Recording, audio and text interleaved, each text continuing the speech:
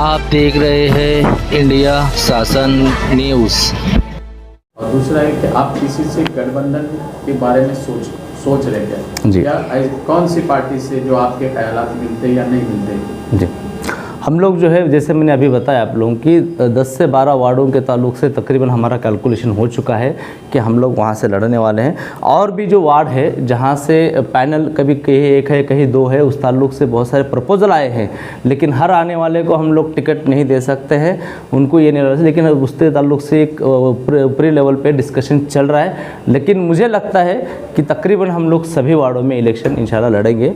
और रही बात गठबंधन की, तो इसके पहले से 1 महीने पहले से हमारे पास कुछ प्रपोजल आए हैं, स्टेट लेवल से आए हैं, ना सिर्फ शहरी लेवल से, स्टेट लेवल से भी बहुत सारे पॉलिटिकल पार्टी है जो हम लोग मिनिमम कॉमन प्रोग्राम के तहत में उन लोगों से डिस्कशन चल रहे हैं, चाहे वंचित हो और भी दीगर पार्टीज़ है, उन लोगों से डिस्कशन हो रहा है। लेकिन कुछ फाइनल इस पे हम लोग अभी तक नहीं पहुँचे। इस ताल्लुक से 3-4 मीटिंग हो चुके हैं। आने वाले इंशाल्लाह एक 8-10 दिन में एक कंक्लूजन, एक फाइनल डिसीजन पे हम लोग पहुँचेंगे। मालेगांव शहर के मसाइल आपने कल भी आपकी तकरीर में रखी, ऐसा लग रहा है कि आप मालेगांव शहर में महीनों रहे थे, इतने सारे प्रॉब्लम मालेगांव के आपको पता है। ये सारे बुनकरों के मसले हैं, पावरों के मसले हैं, सब पूरी जानकारी आपको होगी जी। क्या SDPI इसकी कोशिश करेंगी कि अब आने वाले दिनों में मालेगांव महानगर पालिका पे बुनकर मेयर बने? क्या यस, देखिए मैंने अभी जस्ट बोला आपको कि यहाँ पे जो सही हकदार है उनकी नुमाइंदगी होना चाहिए। आप सोचिए कारपोरेशन में अगर जो बुनकर है, जो मज़दूर है, उनकी नुमाइंदगी जाती है तो वो लोगों ने जो झेला हुआ है तकलीफ़, उनकी जो तकलीफ़ है ना, उसके वहाँ पे आवाज़ उठा सकते हैं। जो AC के कमरे में बैठ के एक ख़ानदान के लोग अगर चुन के देंगे, उनको उनकी तकलीफ़ का अंदाज़ा नहीं है। मालेगांव एक मज़दूरों का शहर है। आप यकीन मानिए यहाँ पे मज़दूरों का सिर्फ एक्सप्लॉयटेशन होता है, उनकी जान की कीमत कोई नहीं, उनके हेल्थ के ताल्लुक से कोई नहीं। मालेगांव कारपोरेशन के तहत में मज़दूर यहाँ पे ज़्यादा होने के नाते कई सारे वेलफेयर स्कीम मज़दूरों के लिए होना चाहिए था, उनका फ्री हेल्थ स्कीम्स होना चाहिए था, उनके बच्चों का एजुकेशन होना चाहिए था। ये बहुत सारी चीज़ें हैं। बेसिक इंफ्रास्ट्रक्चर, अगर मज़दूर काम करने जाता है तो वहाँ पर मिलों के अंदर बेसिक इंफ्रास्ट्रक्चर नहीं है। ये सारे चीज़ें करा के देना चाहिए था, कारपोरेशन ने इसके बारे में सोचना चाहिए था, लेकिन उनकी नुमाइंदगी नहीं है। तो हम लोग जो है ना, हम पैसे के बुनियाद पे लोगों को टिकट नहीं दे रहे हैं। अगर उनके अंदर काबिलियत है, लोग उनके मसलों को, लोगों को लगता है कि हाँ हमारे मसलों को, हमारे दर्द को समझते हैं, ऐसे लोगों को हम लोग टिकट देने वाले हैं।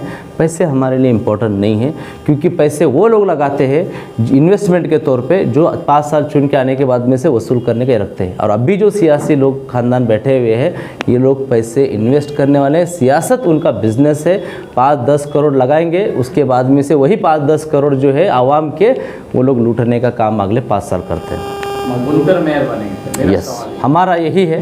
हम जैसे मैंने बोला कि ये आवाम की पार्टी है और ये मज़दूरों का शहर है, और हम ये दिखाना चाहते हैं यहाँ पे बुनकर और मज़दूरों के इससे मेयर बनाने की हमारी ख्वाहिश है। और इसको जो है ना हम लोग रिप्रेजेंट कर देंगे, ताकि मालेगांव की पहचान जो है ना वो कारपोरेशन में झलकना चाहिए। वो मेयर ही समझ पाएगा कि बुनकरों के मसले क्या है, और तभी जाके मालेगांव का उद्धार होगा। मालेगांव शहर एक मजदूरों का शहर है। अभी तक के SDPI के प्लेटफॉर्म से मजदूरों के लिए कोई ऐसा पर्टिकुलर एजेंडा सामने नहीं आया है। आगे आपके क्या प्लान है मजदूरों को लेकर? बहुत अच्छे सवाल है। मैं आपको बोलता चलूँ, तकरीबन 600-650 मज़दूरों का हम लोगों ने ट्रेड यूनियन जो है बना रहे हैं, वो अंडर प्रोसेस है। हम लोगों ने ऑफिशियली उसको डिक्लेयर नहीं किया है, लेकिन तकरीबन 600-650 प्राइमरी मेंबर्स हमारे पास मज़दूरों के ताल्लुक से है। यूनियन हम लोग बनाने जा रहे हैं। और ना सिर्फ इस हद तक मालेगांव की ये जो लगा हुआ गंध है मज़दूरों के हुकूक़ के ताल्लुक से, ये सिर्फ रास्ते की लड़ाई नहीं रहेगी। कुछ अहम फैसलों के लिए हमको जुडिशल जो होता है, कोर्ट का रास्ता भी इख्तियार करने की ज़रूरत है। उनके हुकूकों के लिए जाना पड़ेगा। तो इस ताल्लुक से हम प्रोसेस में है। आने वाले महीना या 1.5 महीने में हम लोग ऑफिशियली ट्रेड यूनियन यहाँ पे सोशल डेमोक्रेटिक ट्रेड यूनियन शुरू कर रहे हैं। उसकी बांधनी चालू है, उसके ताल्लुक से स्ट्रक्चर सेटअप चालू है। कचरे के ताल्लुक से एक बड़ा अमाउंट ठेके पर दिया गया है, लेकिन आज भी आउटर में घंटा गाड़ी नहीं पहुँचती। उस ताल्लुक से आपकी पार्टी से क्या? यस, हम लोगों ने, हमारे कैडर्स और जो मेंबर्स है, इनमें काफ़ी हद तक एक कैडर बेस्ड पॉलिटिकल पार्टी, हम हमारे कैडर्स को बताते हैं किस तरीके से गवर्नमेंट इंस्टीट्यूशन, चाहे वो कॉर्पोरेशन हो, वार्ड ऑफिस हो, आप लोग उनको जवाबदेह रखना है, उनसे सवालात करना है, इंस्पेक्शन करना है, किधर पैसा गया, क्या किया, उस सब चीज़ों का।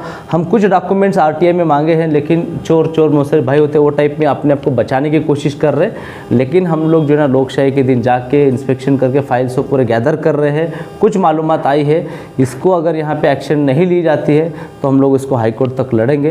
वो जितने भी घपले हैं, क्योंकि जो बर्थ सर्टिफिकेट का जो मसला हुआ है ना, आवाम को आप लोगों ने जो ना अपराधी बनाने का काम किया हुआ है।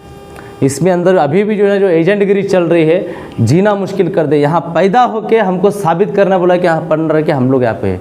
तो इस तरीके के जो मसले हैं, तो हम लोग उसके लिए जुडिशल लड़ाई भी लड़ने वाले हैं। तो ये मसलों को हम लोग एसडी पे बखूबी जानती है, और हमारे लिए यहाँ पे कोई, हम लोग यहाँ पे इलेक्शन के अंदर कोई ख़ानदान आपके सामने नहीं लेके आ रहे, किसी शख्स को नहीं लेके आ रहे। हम आवाम के आवाज़ को और आवाम के नुमाइंदों को आपके सामने लेके आएंगे।